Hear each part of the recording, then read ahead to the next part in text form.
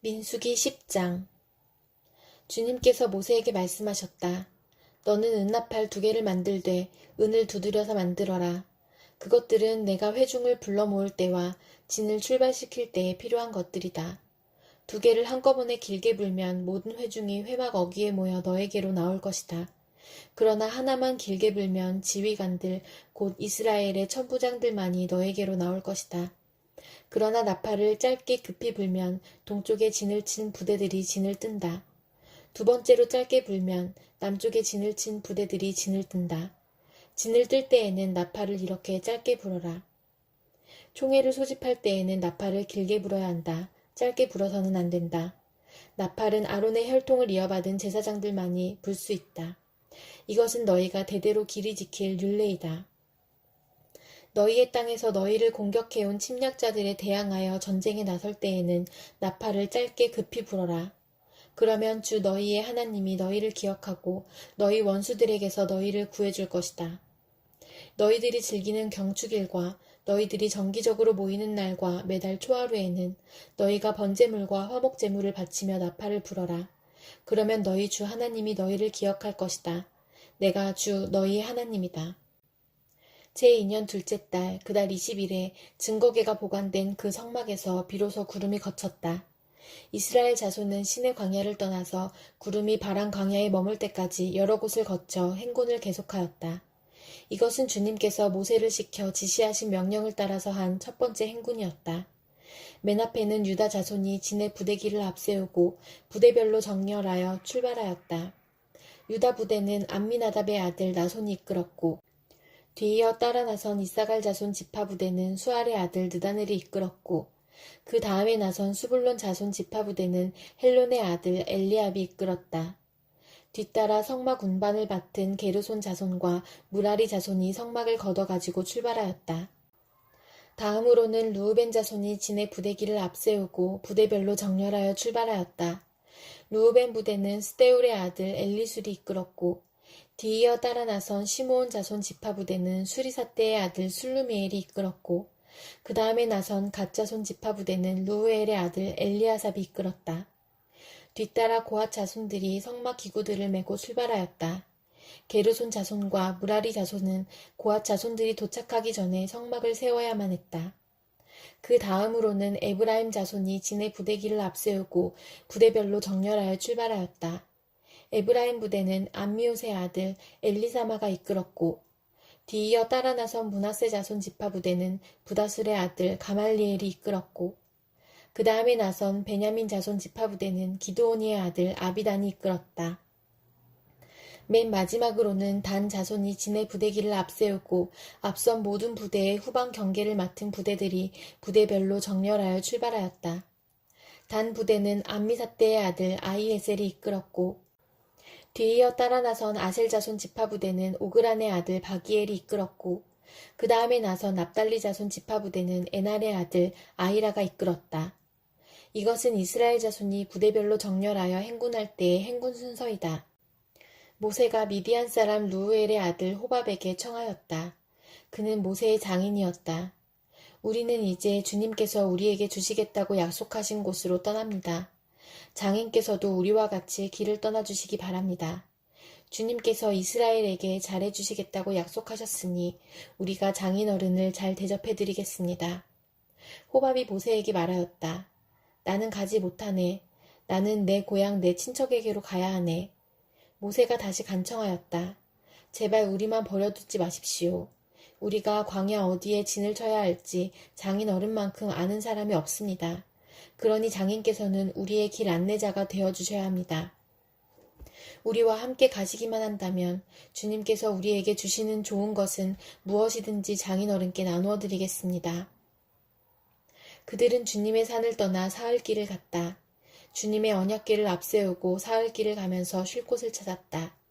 낮이 되어 그들이 진을 떠날 때면 주님의 구름이 그들 위를 덮어주었다. 궤가 떠날 때 모세가 외쳤다.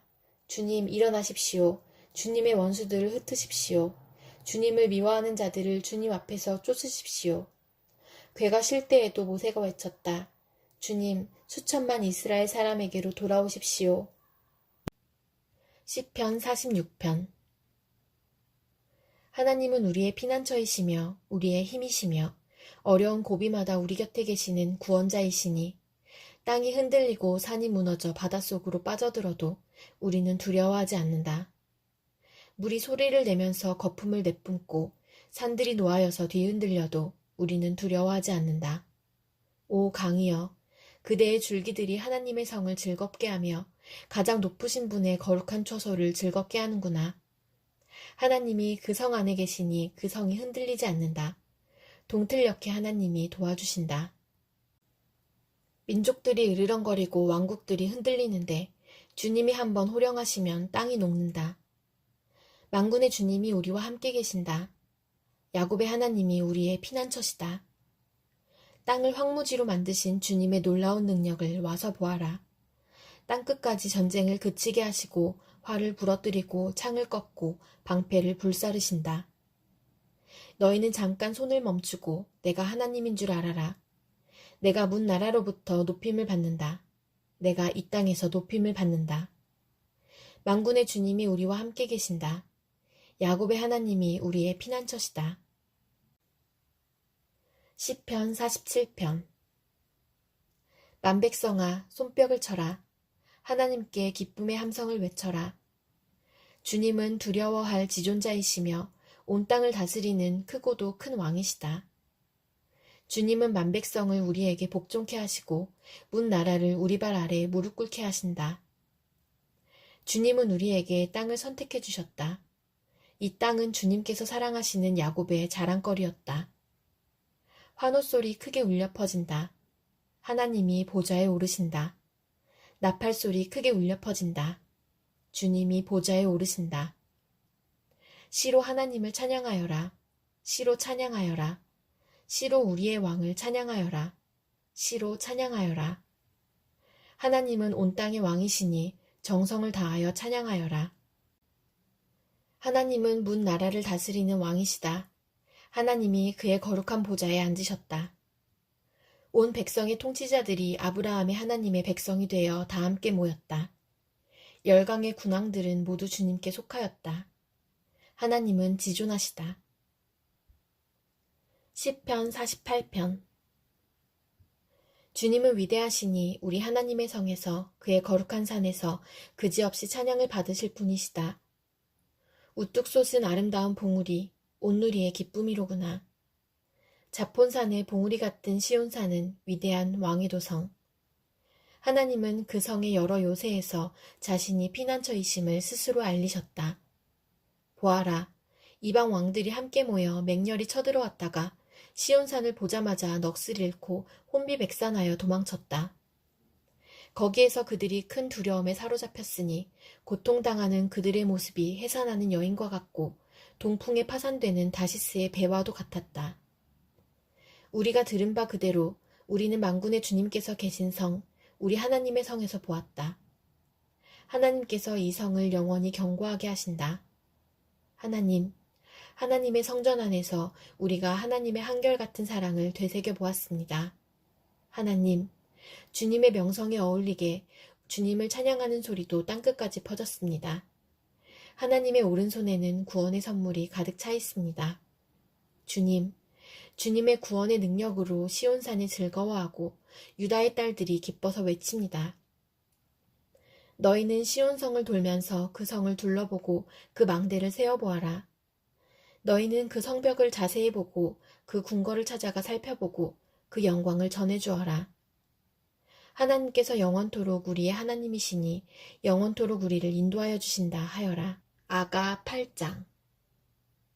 아, 임께서 어머니 젖을 함께 빨던 나의 오라버니라면 내가 밖에서 임을 만나 입 맞추어도 아무도 나를 천하게 보지 않으련만.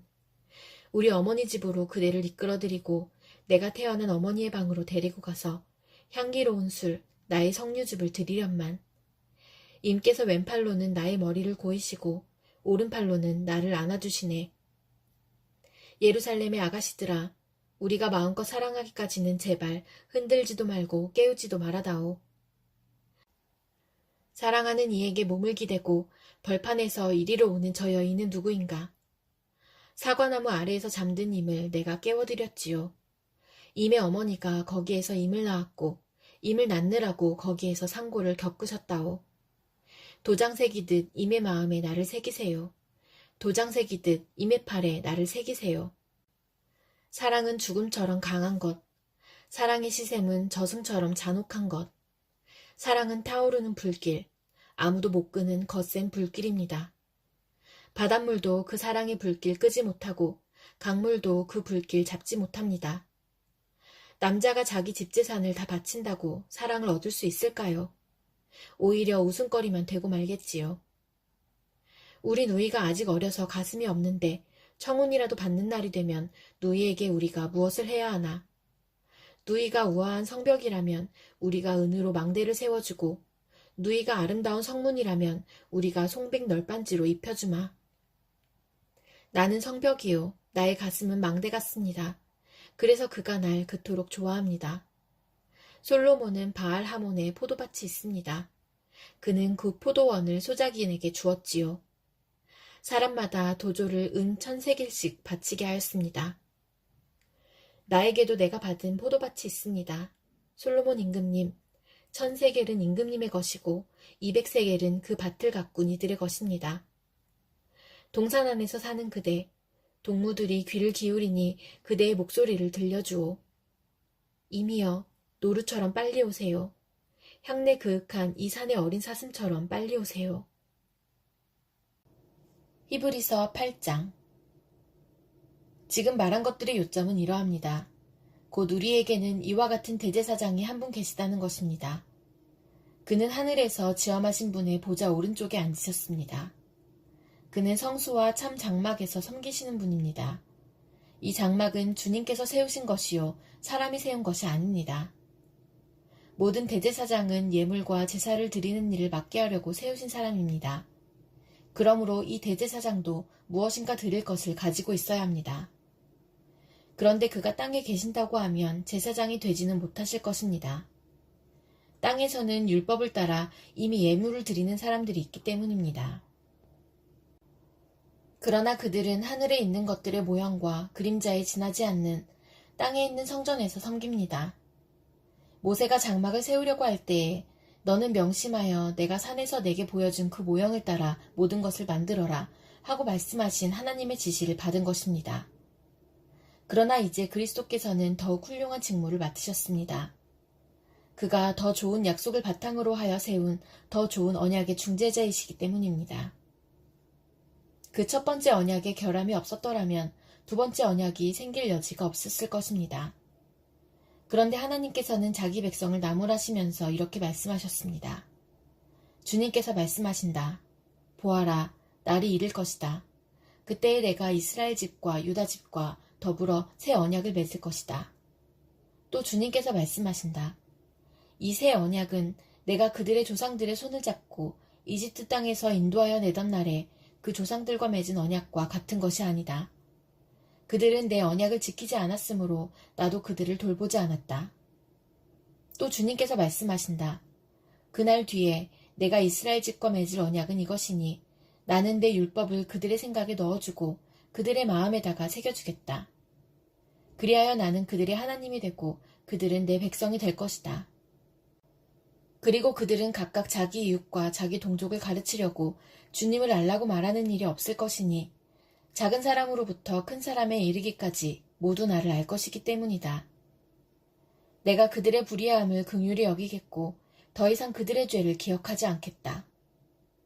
하나님께서 새 언약이라고 말씀하심으로써 첫 번째 언약을 낡은 것으로 만드셨습니다.